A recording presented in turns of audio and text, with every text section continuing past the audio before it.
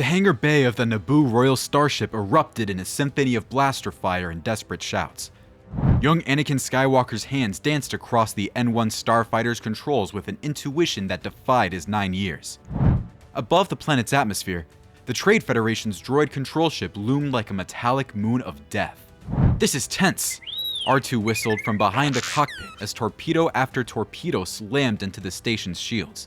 But then, a moment of pure instinct. Anakin's eyes glazed over, seeing not with sight, but with something deeper. The Force flowed through him like a river breaking through a dam. His small fingers found the trigger at precisely the right moment.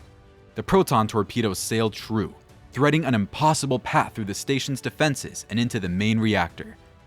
The explosion that followed would echo across the galaxy in ways no one could yet imagine. 3 days later, in the solemn chambers of the Jedi Council, 12 Masters sat in contemplation. The funeral pyre of Qui-Gon Jinn had burned the previous night, but his final words hung heavy in the air like smoke that refused to dissipate. "The boy is the chosen one," Qui-Gon had gasped with his dying breath. "You must see it. You must train him." Master Yoda's gimmer stick tapped against the polished floor as he rose from meditation. His ancient eyes, which had seen the rise and fall of countless Jedi, now focused on something unprecedented. "Meditate on this prophecy we have. Blind we have been, but no longer." Mace Windu leaned forward, his fingers steepled beneath his chin. "The Force itself seems to bend around the boy. During the battle, sensor readings showed midichlorian fluctuations we've never documented before." "More than 20,000, Kai Adimundi added, his cone-shaped head tilting in thought. "Higher than Master Yoda himself." The chamber fell silent. Outside, Coruscant's endless streams of traffic hummed like a mechanical heartbeat, but within these walls, the very fabric of the Jedi Order was about to change. "Bring the boy," Yoda commanded. When Anakin entered, still wearing the simple tunics of a Naboo pilot, he no longer seemed quite so small. Obi-Wan Kenobi stood beside him, one hand resting protectively on the boy's shoulder. "Anakin Skywalker, the Council has reached a decision. We have consulted the ancient texts, examined the Force's movements, and considered Qui-Gon's final testament." He paused, allowing the weight of the moment to settle. "We formally recognize you as the chosen one of prophecy." The boy's eyes widened. I don't understand. What does that mean?" Yoda hobbled forward, and for the first time in centuries, he smiled with genuine affection at a youngling. "Means, young Skywalker, that together we will train you. Not one master, but many. A family the Jedi shall be to you." The years that followed reshaped both Anakin and the Order itself. In the Room of 1,000 Fountains, Master Yoda personally guided Anakin through meditations that would have broken lesser minds. But instead of the harsh discipline typically imposed on younglings, Yoda adapted, sensing the unique nature of his students. "Feel your emotions you must, but ruled by them you must not be. Like this fountain, water flows, but channels guide it." Obi-Wan, now a knight in his own right, served as Anakin's primary combat instructor. Their training sessions in the temple's halls became legendary. Where other Padawans learned forms by rote, Anakin was encouraged to innovate, to blend styles in ways that made even Master Windu take notice. "You're telegraphing your Form V transitions. Although, I must admit, that spinning disarmament you attempted was creative." Anakin grinned, sweat dripping from his lengthening hair. "Master Plo taught me that one.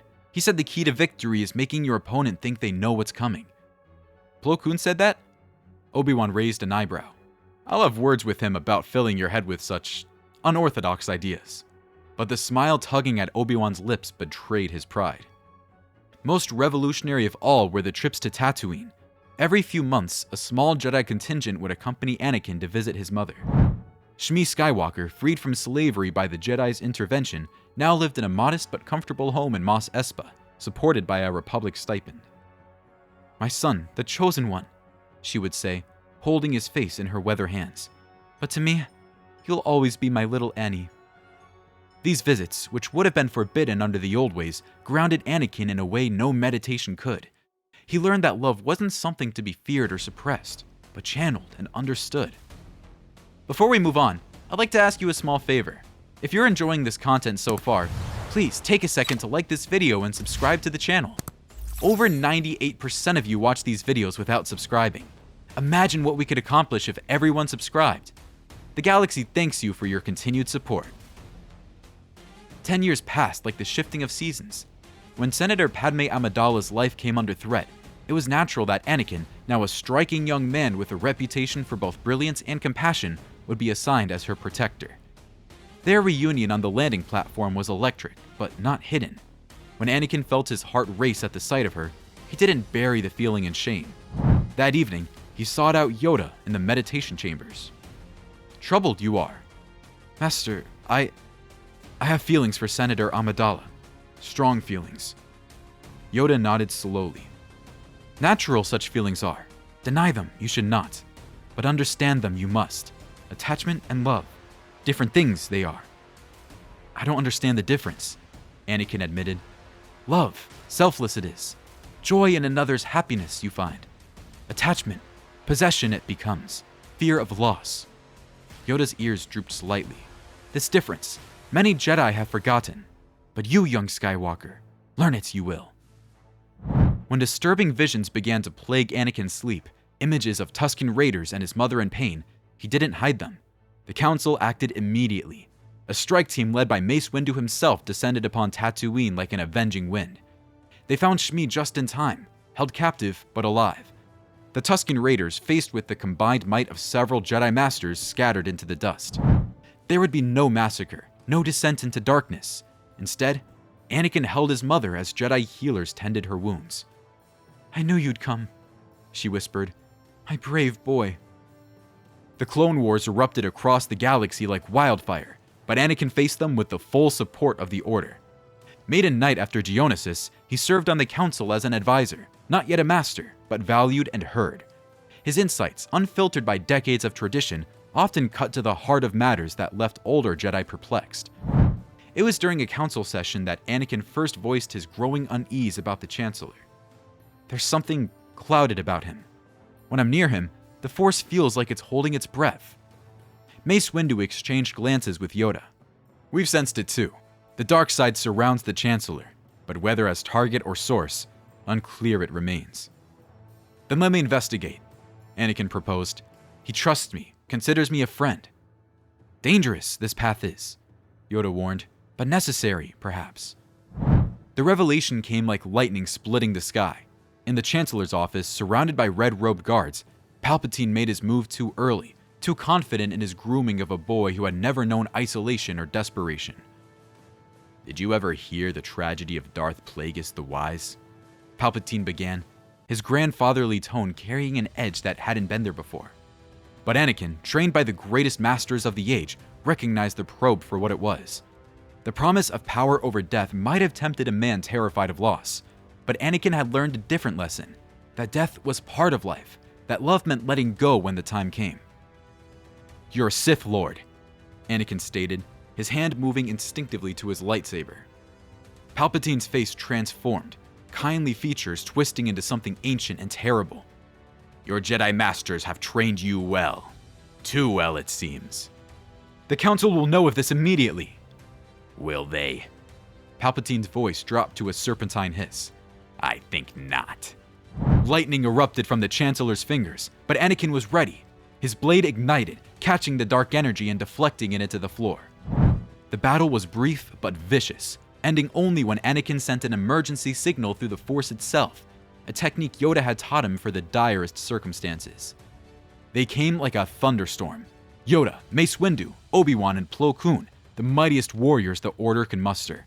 The confrontation that followed shook the very foundations of the Senate building. Palpatine, revealed as Darth Sidious, fought with the accumulated fury of 1,000 years of Sith plotting. His red blade carved through the air like a conductor's baton directing a symphony of death. But for every strike, there was a parry. For every blast of lightning, a blade to catch it. It was Anakin who struck the killing blow. As Sidious pressed his attack against Yoda, Anakin saw the opening. Not with his eyes, but with that deep intuition that had always set him apart. His blue blade pierced the Sith Lord's defenses, ending a lineage of darkness that had plagued the galaxy for millennia. As Sidious fell, his last words were barely a whisper. "The Chosen One. I was so close." The galaxy that emerged from the Clone Wars bore little resemblance to what might have been. Without the machinations of the Sith, the Republic reformed itself through democracy rather than dictatorship.